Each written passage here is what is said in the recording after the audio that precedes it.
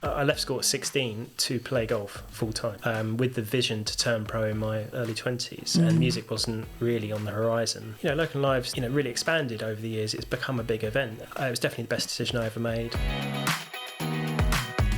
Hello, I'm Nicole and welcome to The Big Chat. And I'm very, very happy today to be talking to a good friend of mine and very well known in the local community, Paul Dunton from Local and Live. Hello, Paul. Hi, Nicole. How are you? I'm good, yeah. Nice to have you here. Thank you for having me. How have things been for you recently? Tell people a little bit. I mean, I'm sure most people know Local and Live. You would hope that everyone in our community in Tunbridge Wells knows what the Local and Live Festival is.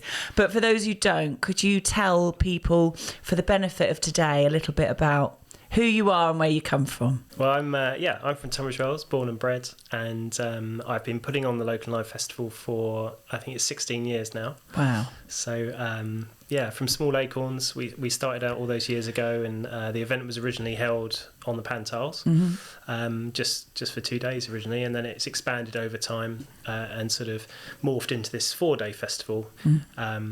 And then, in 2014, we just felt we were out of room, really.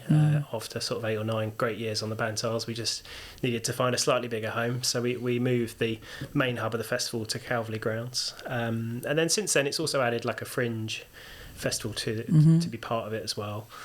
So Local and Live is a free-to-attend community event. It's all about showcasing the local area's singer-songwriters and original bands. So very much focusing on creativity and organic roots music. So, And you are a musician.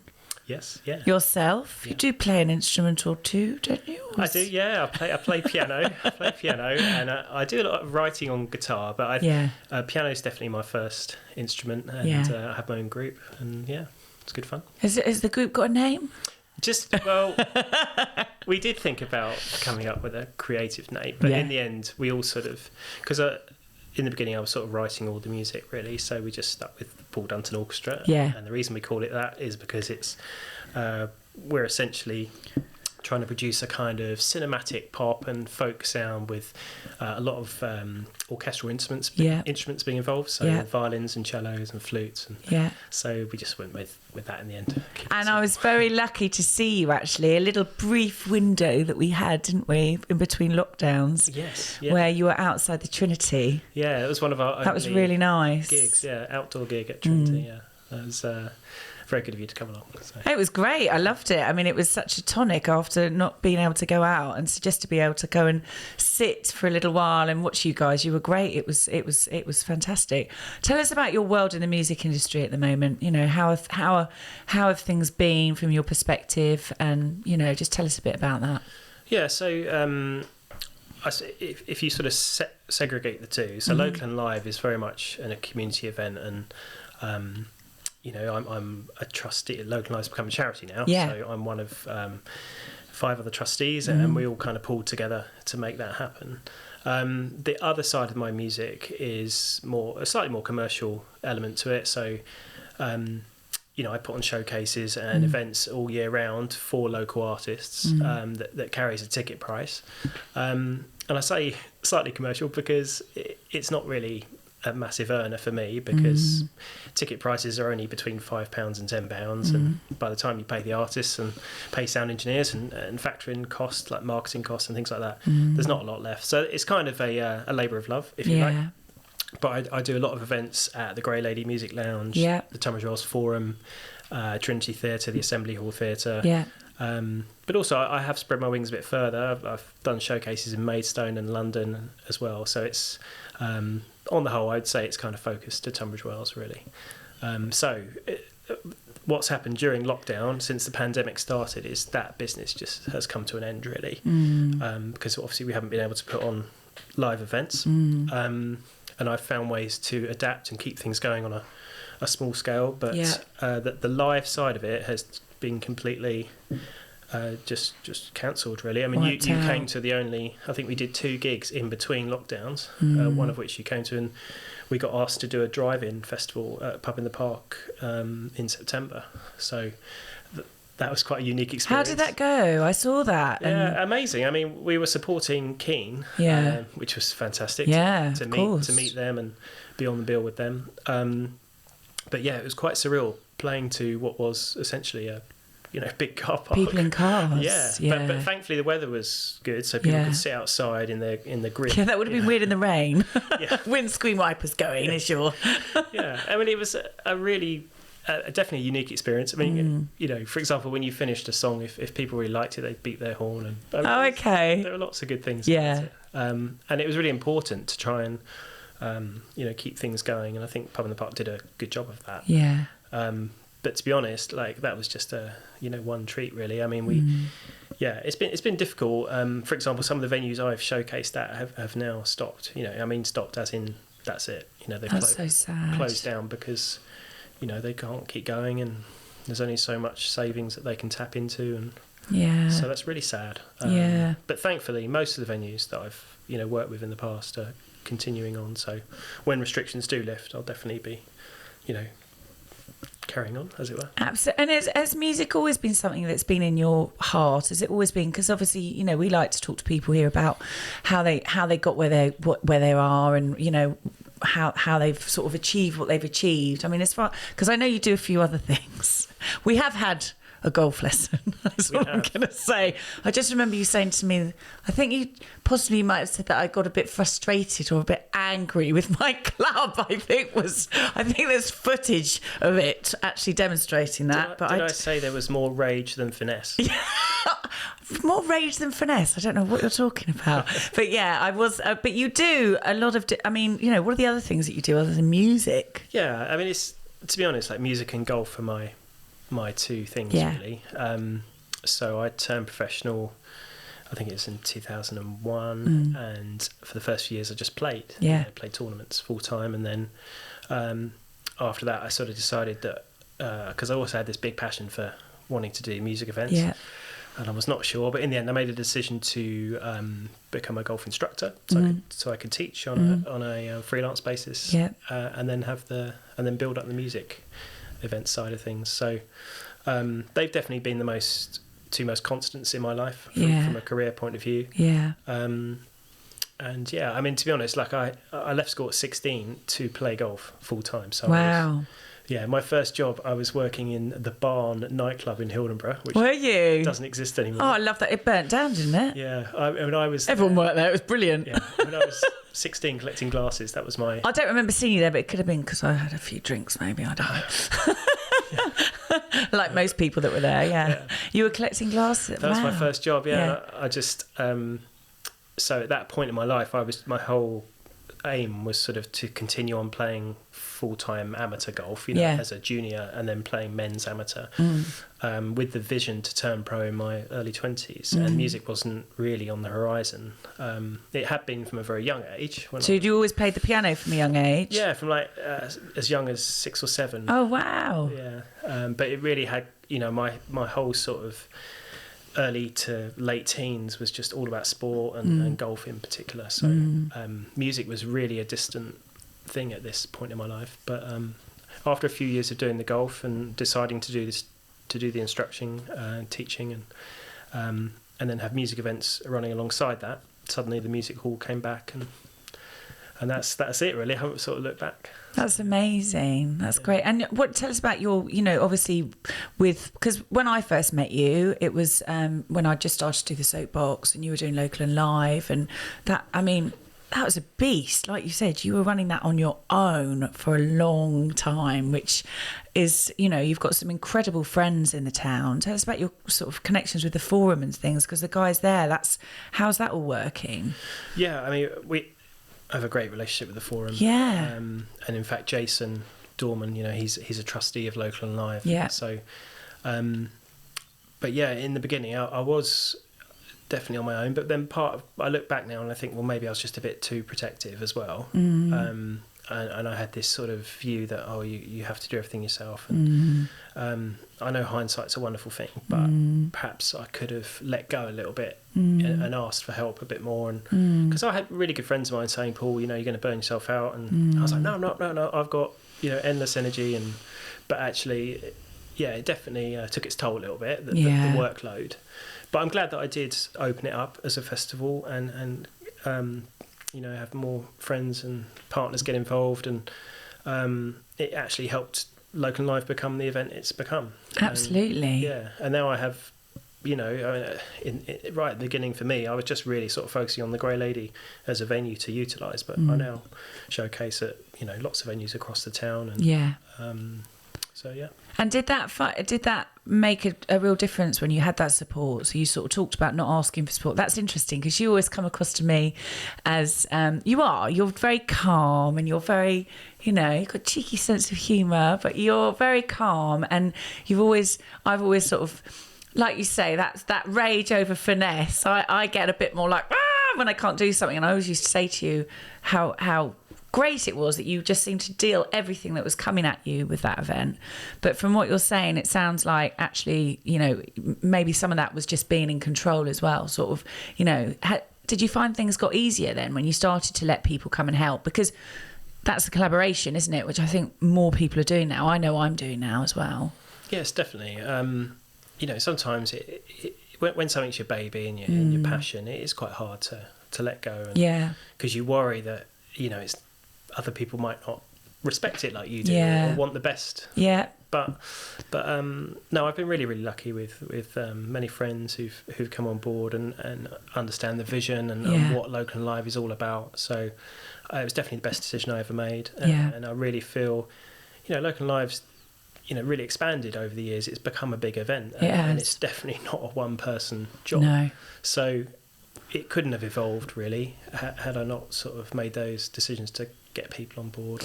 And was that a decision that you made? You thought, right, I'm going to start to talk to some people, or did people talk to you, or was it a bit of both? Because going from that to a charity is I would imagine, there's a process involved in that as well as anything else.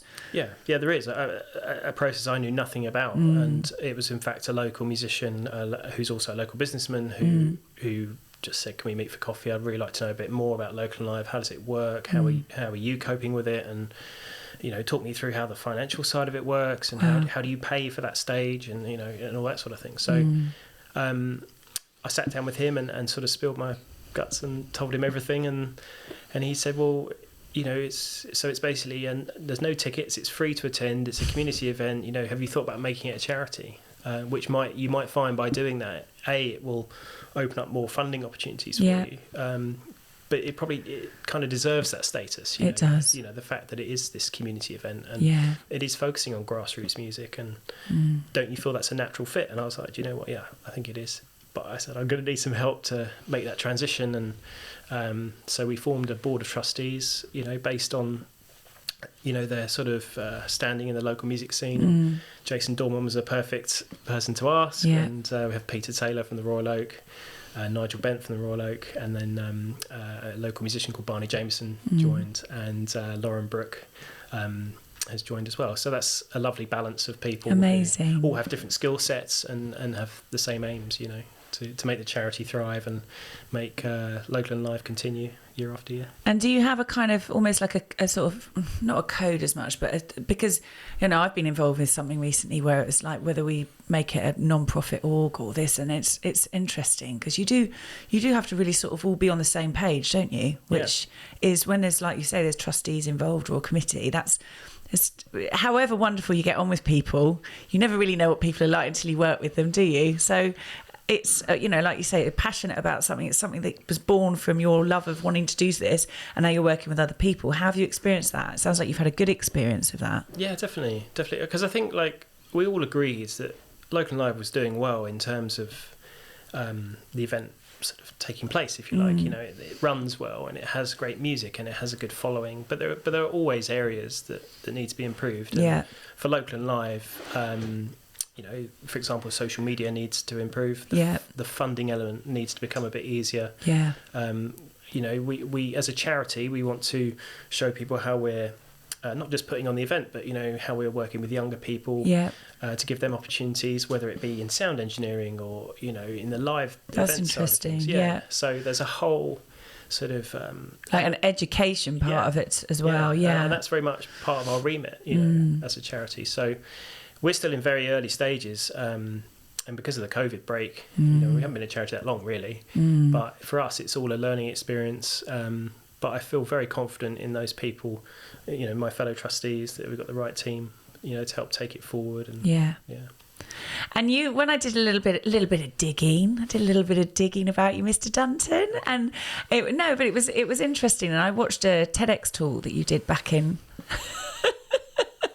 We could do it now if you like. But it was a while ago. But it was great, and it was also about the importance of music events. Yes. And it was just quite interesting for me because obviously, as I was sitting there tinkering away, doing a little bit of investigative research about you, it was like, wow, you're talking about events and music events and how good they are for us socially and what an impact they have on us. And we've been in a situation where we haven't been able to have one. So it felt quite poignant to talk about it now. Yeah. How do you feel that it has affected people? I mean, personally, I think there's going to be even more demand than ever when we can get out. But what's been your experience of that? Yeah, definitely. I mean, for me, live events, whether it's music or other things, the social interaction is key, and bringing people together, from all backgrounds. Yeah. And, obviously with me, it's the music, and as well. And seeing those two marry up is a great thing. So when I go to events like Jazz on the Pantiles or the Mela or Unfest or Local and Live, to see people coming together and celebrating those events is wonderful. And I think we've all been starved of that sort of social contact and enjoyment. And that's been one of the hardest things, I think, during this pandemic, just, for example, like not being able to hug somebody, or even shake somebody's hand. I mean, it's like crazy, isn't it? Yeah. And I think as human beings, we're so used to that. It's all part of how we socialise, and to have that sort of taken away, plus all the other struggles that all of us have had to deal with during the pandemic, whether it be financially and, and other things, it's been a very, very tough period. And I hope that once people feel confident, and I hope they feel confident to attend events, because obviously, it's down to us event organisers to make sure things are run correctly and follow all the guidance from the government. That's our job to do that. But I hope that people will have the confidence to come out and support the events, and that's what you need, isn't it? Support local as well, Yeah. And because you're going to be playing at Pub in the Park, aren't you? Yeah, so we've been asked to play at Pub in the Park, which is really wonderful. And also there's 2 other local acts that have been chosen. So that's great. Yeah. And that's July, so that's really like when we come out of lockdown, literally that's a couple of weeks afterwards, isn't it? It is. Second weekend, yeah. Yeah. So that's and how's that been going? Is that people responding well to that? Because I know lots of people I know are going. And yeah, I mean, they've sold a lot of tickets. Great. Already. I think the appetite's huge. Yeah. People want to go. Brilliant. And I think also like the vaccine that that's being issued is going to play a big part in getting people's confidence, and I think by then, not all of the country, I think, but a large section of the country. I think we're doing pretty well on the grand sort of, I mean, as far as the UK is doing, we're doing pretty well on the vaccine compared to other countries. We seem to be doing phenomenally well. So, and I think it's going to play a huge part in the mindset of people. I agree. To attend the events, but also for people who are putting on the events. It's really encouraging, isn't it, to know that this vaccine's getting out there, and So. Has it made you, to have this time out? Because what have you been doing while the time's been off? I mean, I'm sure you've got plenty you can be doing, but when you haven't been able to do live events and you haven't been able to plan the events, have you been doing anything in lockdown that you thought, I might like to do a bit more of that? Or it could be anything, not work related. Yeah, I mean, when the first lockdown happened, I kind of went into overdrive. So I sort of thought, well, I need to try and help the local music scene tick over, just try and do my bit at least. Yeah. So I felt like running live streams for local artists was a good thing to do. Yeah. And I thought, try and keep it simple. So running it through a Facebook page that we have that's, for the live music events. And then getting artists to obviously stream in their own living room, or which is great. I saw it. I supported it. It was great. Yeah, and I was doing it every night, so I must have done probably 150 or 60 in a row. And then I thought, actually, Paul, you just probably need to calm down and as time went by, I mean, the response was great. Yeah. And we set up a donations link and artists were earning money out of it. And that's great. all these positives. And there's so many positive comments from people and who are enjoying it and, seem to be pleased that music was still going in some way. I mean, obviously it doesn't have the same atmosphere as a live gig, but I think it's a very important thing to provide entertainment in that form. I think what happened over time is everybody started live streaming in some everyone did it, yeah, whether it's Zoom or and suddenly it just loses as time went by. Yeah. It lost its magic a little bit. Yeah, but I definitely enjoyed doing that. It was a way of adapting, and all the artists seemed to be really keen to get involved. So I spent a lot of lockdown with that really, and then I sort of calmed that down and still kept it going, but not so much. And then from that point, as we got towards the second lockdown, not an awful lot really. I've just been planning sort of this year's calendar. Are you really good at golf now? Yeah, pretty good at golf. Yeah, playing on your own, obviously. Yes, I did treat myself to a golf net. Did you? Yeah. So I now, practice the golf swing in the garden. Yeah. So yeah, I mean, but I tell you what, if I hadn't bought that golf net, I'm not sure I would have. That definitely kept me going. Yeah, I think we've all had our little sanity check things that we've needed, haven't we? So, I mean, so do you think with technology? Because I think for me, it was interesting to watch the way technology's kind of been used before lockdown. Everyone was a bit like, everyone's on their media too much. I mean, we've all obviously had to use digital media for lots of things, but suddenly in lockdown, everyone was on. That was it. Everyone was online, weren't they? And it was, like you said, at the beginning, it was rather nice because everyone was connected and it was a way of staying connected. And then it did some things flew and other things faded off. Do you think that in the music industry that there will still be more things that will come up online, or do you think that's just going to kind of settle back down into a way it was before this? Or can you not answer that question? No, I think. I mean, when you said earlier that there will be a huge appetite for live events, I think you're right. Yeah. And I think hopefully live music will be supported more than ever. I think so. But I think that the online side of things won't die away. I think it was very successful, and I think it provides an outlet for people who perhaps can't go out or for whatever reason, and it has proved a really good way for musicians to reach a larger audience. And that online audience can be from all over the world. I mean, when we were doing the live streams, some of the streams we were getting people regularly tuning in from New York. That's the thing, actually, isn't Moscow, it? Yeah. I mean, incredible, really. Yeah. So I think, I think it will keep going. Yeah. And actually, you're right, because that connection from literally all over the world has been phenomenal. And I've been coaching someone she's a PT instructor, and she's literally got clients all over the world now. Yeah. So actually that's an area that it really opens up your world, doesn't it? A bit more. Definitely. And with music too. And I suppose now we can do more than one version of, can't we? Whereas before it would be that or that. You could possibly do both. Yeah, I mean, for example, last year we couldn't run the Local Live Music Festival, but we felt it was very important to do a festival. So we did it behind closed doors in the forum. Do you come up with those little names? I like the little, just when everything's called, I just like it. I just like the things, Local and Live, all the things. I see. Yeah. Well, Local and Live... you should really, you're a songwriter, Paul, so you should really come up with some good words. I tell you what, it was better than the first name that I came up for Local and Live. What was that? Are we allowed to know? Hot off the press? Yeah, I mean, it was... You can share it now, you're a charity. Well, okay, fair enough. But, so this would have been back in 2006, I think, and I wanted to put on an event to mark the town's 400th year. Yeah. Because that was the year. Okay. And I got permission, and then I hadn't come up with Local and Live at this point, so I couldn't think of anything. And because it was held on the bandstand, in the end I just called the whole event Bandstand 400, which was just... Brilliant! I love that. As beige as it gets. But listen, I had a dog that was sandy coloured and I called it Sandy, so I'm all for that. Creativity comes in all different shapes and sizes, doesn't it?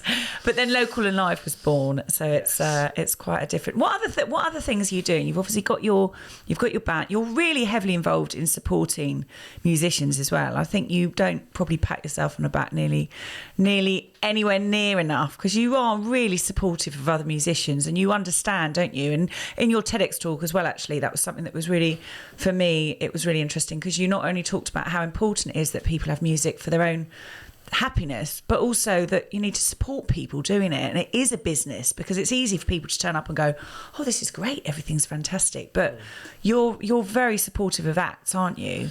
Yeah, well, I hope so. Yeah, I try my best. Acts and venues, I mean, the two go together, and I mean, I just... Is that an area of your work that you enjoy? Do you enjoy that? I feel like it is. Yeah, definitely. I mean, I love trying to give singer-songwriters, original bands, a platform for them to, play their songs. Yeah. And, that's what I'm driven by. And but also, I love Tunbridge Wells. I grew up here, and I really wanted to be part of a annual community event. Yeah. That would, that was always the vision. And so, and then we're so lucky to have the forum, for example. Yeah. And, how they've been able to keep going for 25 years is amazing, incredible, really, because it's very, very tough to make a grassroots music venue thrive or continue to survive. Is probably a better phrase. And they've had their battles, but the passion, is there to want to keep the forum going, and I think that's what you need in the arts. And it's a tough world, and there is, it's very difficult to sort of tick every box and make sort of magic happen. It's hard. You've got to really work at it, and I think the passion is the key. And I'm very passionate about music, and I've got friends who've like me, they're a singer-songwriter, and I listen to their albums all the time. Probably I listen to more unsigned music than I do anything else. Yeah, and it's interesting, because passion is something that's there's always a bit of a running theme when we do these chats, and passion has come up today, that it is that passion that seems to drive. That's the driving force that keeps you going. If you're really passionate, if you can find something you're passionate about, and then you can really hone in on that, then that's the kind of driver that can keep you going.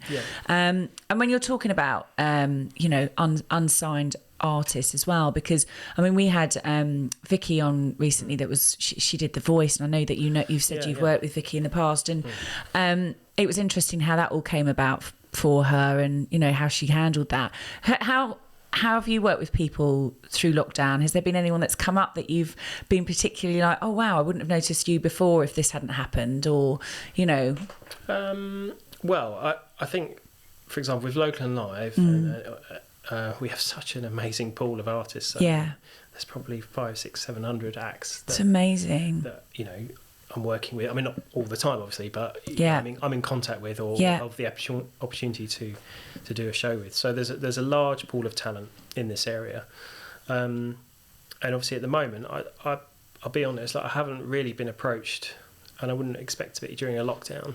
From artists that perhaps I didn't know, or maybe are just outside the local area. So really, to be honest, I've just been trying to play my part in terms of keeping the local music wheels turning. Working with the artists that are here in the town. But I've noticed now I'm starting to get emails, because people are wondering about Local and Live this year. Is Local and Live going ahead? And we're getting inundated with artists. Is it going ahead this year? Well, we hope so. Yeah, we're planning to put it on. So we've written to the council to ask for the times and the dates that we usually have. So, and then it will be our job to announce that it is going on and start the fundraising. If you could go back now to being a little boy, would you ever have thought this is what you'd be doing? No, I think... What did you think you were going to be doing when you were, Well, when I did love doing a bit of music when I was really young, but to be honest, I was so sport mad, everything, cricket, football, rugby. Tennis, you're pretty... Tennis. I've seen you playing tennis. I would not want to get in the way of that tennis ball. I've seen your serve. Thanks. It's good to know. Yeah. I just love sport as a young boy, and golf. I wasn't quite sure which sport, but by the time I got to sort of 11, 12, I was golf mad. And I just believed that my whole life was going to be touring the world, playing golf championships. That was going to be my life. And I look back now and think, well, I'm glad I did that, in terms of I gave it a go. I turned professional and played tournaments. But I think for me personally, perhaps that sort of solitary life, and I'm not making excuses for not setting the world alight with my golf game, but I think the reason why I didn't continue, because I had some sponsors behind me, and I did all right, in my first You're very good at golf, Paul. Well, you're very good at golf. A lot better than me, but I don't know if that's a good comparable. But anyway, yes, you are. No, I just... Do you think it's about more that you with people then? I think so, yeah. I think I was definitely craving the balance of, you know, the music and the golf. And I'm very lucky. I feel very fortunate to be able to earn a living teaching golf. I still get to play tournaments, which is great. So I love doing that and doing the music. So that for me is the right balance. I feel definitely happier doing that. When you talk about that sort of craving people, and then you said about lockdown, the hardest things, sort of, you know, when we can't hug and all those kind of things. What have you learned about yourself in the last sort of over the last year, where we've had all been in this sort of, you know, place of solitude? Yeah, I mean, I've definitely found it tough, being honest, and it's been difficult. I mean, I've just tried my best to keep occupied, really. I mean, this is going to sound a bit daft, but I am playing tennis. I sort of got an injury before lockdown, and I really started getting lower back trouble and hip pain, and I started seeing various osteopaths and physios, but it lingered on, and in the end I went to see is it a podiatrist who does the feet? Yeah. Kelly, so that's Kelly Clues, and she was like, right, we'll get some orthotics made for you. I think you'll find it's going to help. Yeah. But also go and see a friend of mine. She's top physio. Yeah. And she will... I might need her number. She'll put you back together. Yeah. So from the whole of this second lockdown, I've been seeing Jenny, that's physio, and it's been a long process, like loads of rehab exercises, strengthening and stretching and stuff I'd never done before, but really made me aware of how I've got to change my body, I suppose, to cope. For all my life I've been doing all this sport and never really preserving it or strengthening it to cope with those kind of activities. So what I'm saying is, like, during this lockdown, having that, it's given me some motivation, you know, because I have to do my exercises, you know. And isn't that interesting when you say that? Like, it's, you know, we keep going and we don't think about preserving. And actually, I think lockdown's enabled all of us to do that on a larger scale. We've all had to basically go, oh my word, I'm running at 1,000,000 miles an hour with no, you know, where am I going? Where am I going to end up? How am I getting there? What's happening to me? And everyone's had to stop. Not everybody on the same level, but everyone's had an experience that's made them, I think, address which way they're heading next. Yeah. You know, when we come out of this, and I'm sure with you going back into the industry, we're all going to take a bit more learnings from the last year. And like you say with your body, it's just like, I'm the same. I had that accident in the soapbox and I didn't have any physio after it. I broke my foot in 3 places. I smashed my face up. I got a big dent in my skull. You know, it's character building. I tell people I've been attacked by a shark if I have to and all that kind of stuff. But it literally now, I just think, because I just kept going, I didn't have any work. And then I actually in lockdown had a real problem with my feet. And I think it's all related back to the accident, not looking after yourself, because it does catch up on you, doesn't it? That's the thing. It does, totally. And I haven't really stopped like you. Like ever since I started, so for example, the music events, 15, 16 years, just on a treadmill of putting it all on. And tennis was supposed to be my kind of hobby, my outlet, you know, my sort of escapism. And in the end, the combination for me of tennis and golf, the two sort of, if you like, movements or dynamic movements of those two sports, in the end, my body was just like, I can't actually deal with this unless you're going to do some stretching and do some strengthening and work on your core, or, you know, whatever you need to do. And so it's been a bit of a wake-up call. And having those exercises give me motivation to keep busy, go for a walk every day. That's great. Things like that. But also, like, lockdown has definitely made me evaluate where I'm going. Like, I'm still going to be doing music events going forward, but I'm definitely going to make sure that because I feel like it almost took over a little bit, and I want to, while I'm this age, I want to play a bit more golf and do go on holidays and, you know, to do some things that I've missed out on, perhaps. Yeah. Are you going to get a holiday in this year, do you think, if you can? Yeah, I guess we just have to see what happens with the travel restrictions. I would like to go away, but if not, you know, just make sure that I have some time out. Have some time out. I think that's the thing, isn't it? And actually allowing yourself giving yourself the permission to have some time out, which means time out. Because even when I have time out, I'm like, not really time out. It's easy, isn't it? Just to sort of slip back into I'll just check that message and I'll just do this, and then before you know it, you're working again. That's the thing, isn't it? I think a lot of self-employed people, particularly, I mean, I'm not saying it's just self-employed, but no, it's when you have your life on you your never phone, switch off. When you have your email right in front of you and your social media and it's so hard sometimes to, because you think, well, if I don't check that email, it might be some work or something. I know. Or, a job that I might want to, but I think it's so important. I'm trying to get better at that. Just, no, that's my work time. Yeah. Phone's off now. That's good. Yeah. So I can look forward to a lunch at the Ivy with you and a game of golf. Yeah, as long as you're paying. Yeah, perfect. I'll do an exchange, lunch in exchange for a golf lesson. Yeah. And I won't attack you with my golf cue we'll work on that finesse. You were very good. Really? Yeah, you were. I don't know if finesse is something that I'm a bit more like Bambi legs than Gazelle, but there you go. But I did get a little bit frustrated, probably because you were so calm and collected, and just the fact that you could just tolerate me getting frustrated was kind of like, getting me that bit's good. I thought you were great. I mean, you did develop. Thank you. I was great. It's quite unique pirouette at the end of your did I? golf swing, yeah. Oh yeah, I did, didn't I? Yeah, I definitely need to work on that. What are the few things that you're going to be looking forward to the most coming out of lockdown? If you had your top 3 things you're looking forward to, it doesn't have to be with business, just could be whatever pops in your head, what would it be when we come out? Well, I really look forward to just sitting in a pub garden somewhere on a nice sunny day. Yeah.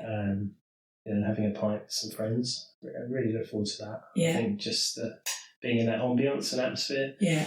And looking forward to Black Deer Festival and all the other ones, Pub in the Park, everything local and live. They're definitely things for me. They're going to get me sort of very excited, and just got lots of memories, obviously. So, from those events. But I think, like we touched on earlier, it's the social interaction more than it is anything. Yeah. Seeing friends I haven't seen for such a long time, and family members, and that's going to be the best thing, really, catching up with people who mean the most. Well, we will come and support you wherever you may be, and come and watch you at Pub in the Park and Black Deer Festival and all these other things, local and live, and whatever else you end up doing. But thank you for coming on to talk. No, pleasure. Thank you so much for having me on. Yeah, thanks.